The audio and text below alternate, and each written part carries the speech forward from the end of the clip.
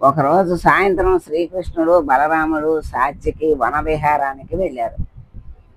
కబుర్లాడుకుంటూ వెళ్తుంటే కాలం తెలియలే వీళ్ళకి. చీకటి ముసురుకునే వేళకి ముగ్గురు ఒక కేకారణ్యంలోకి వెళ్ళిపోయారు. ముందుకు సాగడానికైనా వెనక్కు మళ్ళడానికైనా ఏమాత్రం అనువుగాని సమయం అయిపోయింది. ఇక చేసేది ఏమీ లేక రాత్రికి ఎలాగోలా కేకారణ్యంలోనే గడపాలని నిశ్చయించుకున్నారు.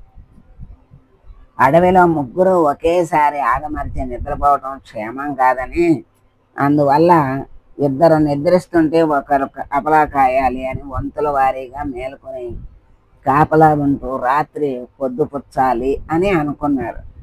ముందుగా శ్రీకృష్ణుడు బలరాముడు ఒక చెట్టు కింద నిద్రకు ఉపక్రమించారు. సాత్యకి వారికి కాపలాగా మేల్కొని ఉన్నాడు. కాపలాగా అయితే ఒళ్ళంతా కళ్ళు చేసుకుని చుట్టూ గస్తీ తిరుగుతున్నాడు. అంతలోనే ఒక రాక్షసుడు కృష్ణ బలరాముల వైపు వడివడిగా రావటం కనిపించింది. సాత్యకి వెంటనే ఆ రాక్షసుడిని అడ్డగించాడు. రాక్షసుడు సాత్యకిపై దాడికి దిగాడు. సాత్యకి క్రోధావేశాలతో తన గదాయుధంతో అతన్ని ఎదుర్కొన్నాడు. సాత్యకిలో క్రోధం మొదలైన మరుక్షణమే రాక్షసుడి శరీరం రెట్టింపైపోయింది. సాత్యకి కోపం మరింత పెరిగింది. రాక్షసుడి శరీరం కూడా పెరిగిపోతోంది. సాత్యకి కోపం చల్లారకపోగా ఇంకా అంతకంతకి పెరుగుతోంది. రాక్షస శరీరం అలాగే విపరీతంగా పెరిగిపోతుంది. రాక్షసుడి శరీరం ముందు సాత్యకి ఎలా ఉన్నాడంటే ఆట బొమ్మలాగా కనిపిస్తున్నాడు. ఇప్పుడు రాక్షసుడు సాత్యకిని ఎత్తి పట్టుకుని గిరగిరా తిప్పి కింద పడేసి వెళ్ళిపోయాడు. గాయాల పాలైన సాత్యకి కొద్దిసేపటికి శక్తి కూడా తీసుకుని తెప్పరిల్లాడు.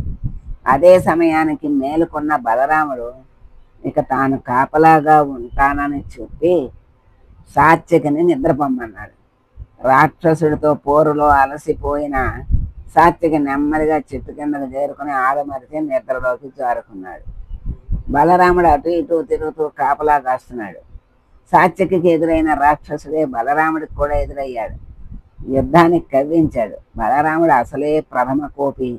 కట్టలు దించుకున్న కోపంతో తన హలాయుధాన్ని ఎత్తి రాక్షసుడిపై దాడి చేశాడు. రాక్షసుడు వికటాట్టహాసం చేస్తూ తన శరీరాన్ని పెంచాడు. బలరాముడి కోపం మరింత పెరిగింది. బలరాముడి కోపంతో పాటే రాక్షసుడి శరీరం కూడా పెరిగిపోతూ ఉంది. చివరకు భీకరాకారం దాల్చిన రాక్షసుడు బలరాముడిని కూడా మట్టి కరిపించి వెనక్కి తిరిగాడు. ఇంతలోగా తన వంతు కాపలా కాయటానికి శ్రీకృష్ణుడు మేలుకున్నాడు. ఇంకా తెల్లవారలేదు కదా, ఓ కొనుకు తీయమన్నాడు బలరాముడిని. రాక్షసుడికి ధాటికి ఒళ్ళు హోనమైన బలరాముడు నెమ్మదిగా చెట్టు కిందకు చేరుకొని నడుం వాల్చాడు. వెంటనే నిద్రలోకి జారుకున్నాడు. శ్రీకృష్ణుడు అటు ఇటు కలిదిరుగుతూ కాపలా కాస్తున్నాడు. కొద్దిసేపటికి సాత్యకిని బలరాముడిని మట్టి కరిపించిన రాక్షసుడే శ్రీకృష్ణుడు ఎదుటికి కూడా వచ్చాడు. యుద్ధం చెయ్యమంటూ కవ్వించాడు. శ్రీకృష్ణుడు చిరునవ్వులు చిందిస్తూ సై అన్నాడు. రాక్షసుడు కృష్ణుడి మీదకు లంఘించాడు. కృష్ణుడు ఓడుపుగా తప్పించుకున్నాడు. ప్రశాంతంగా అతని వైపు చూసి మల్ల యుద్ధానికి చెయ్యి కలిపాడు. రాక్షసుడి శరీరం సగానికి సగం తగ్గిపోయింది. అతడు ఎంతగా కవ్విస్తున్నా కృష్ణుడు చెక్కు చెదరని చిరునవ్వుతో అతన్ని ఎదుర్కొంటున్నాడు. శ్రీకృష్ణుడు ప్రశాంతంగా చిరునవ్వులు చిందిస్తున్న కొద్దీ రాక్షసుడి శరీరం అంతకంతకే తగ్గిపోతోంది. చివరకు గుప్పిట్లో పట్టేంత చిన్నగా తయారయ్యాడు ఆ రాక్షసుడు. శ్రీకృష్ణుడు ఆ రాక్షసుడిని అరచేత్తో పట్టుకుని తన ఉత్తరీయం అంచుకు మూటలా కట్టేశాడు. కొద్దిసేపటికి తెల్లారింది. అడవిలో పక్షుల కిలకలాలు రావాలు మొదలయ్యాయి. సాత్యకి బలరాముడు మేలుకొన్నారు. తమ దగ్గరే ఉన్న కృష్ణుడిని చూశారు. తమ ఒంటి మీద ఉన్న గాయాలను చూసుకున్నారు. రాత్రి తమకు కనిపించిన రాక్షసుడు గురించి చెప్పారు. అలాంటి రాక్షసుడు నీకు కనిపించలేదా అని అడిగారు. వీడేనా రాక్షసుడు అంటూ తన ఉత్తరీయం అంచున కట్టిన మూటను విప్పాడు కృష్ణుడు. అందులోంచి బయటపడ్డాడు గుప్పెడంత పరిమాణంలో ఉన్న రాక్షసుడు. బలరాముడు సాత్వికి ఆశ్చర్యపోయారు. నిన్న మాకు కనిపించింది వీడే, అయితే అప్పుడు బాగా పెద్దగా ఉన్నాడు. కోపంగా అతడితో పోరు సాగించే కొద్దీ మరింతగా పెరిగిపోసాగాడు అని చెప్పారు.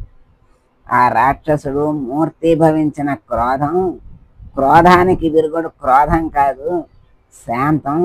మీరిద్దరూ కోపంతో రెచ్చిపోయి తలబడ్డారు, అందుకే ఇతడి చేతుల్లో పరాజితులయ్యారు అని చెప్పాడు కృష్ణుడు. అప్పుడు జ్ఞానోదయమైంది సాత్యకికి, బలరాముడికి. నీతి ఏంటంటే క్రోధం వల్ల సాధించేది ఏమీ ఉండదు, కోపానికి విరుగుడు ఏంటంటే శాంతమే.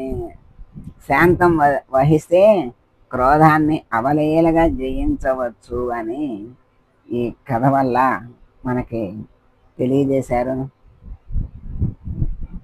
సర్వం శ్రీకృష్ణార్పణమస్తు.